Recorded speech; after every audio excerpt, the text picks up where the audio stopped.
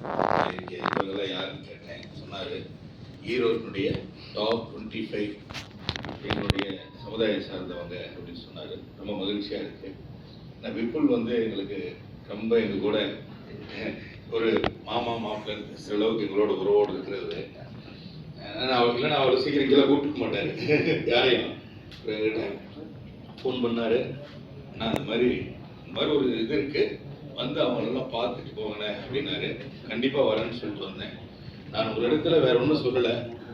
இன்னைக்கு DMK government இருக்கு தமிழ்நாட்டில்.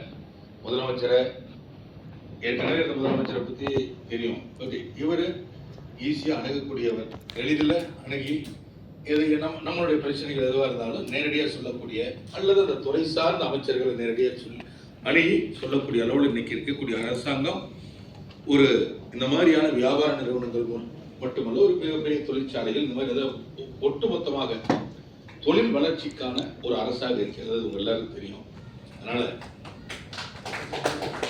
அதனால உங்களுக்கும் இன்னைக்கு இப்ப நான் எம்எல்ஏ ஆயிடுவேன் அப்படின்னு நம்பிக்கையோட வந்திருக்கேன், ஆயிடுவேன்.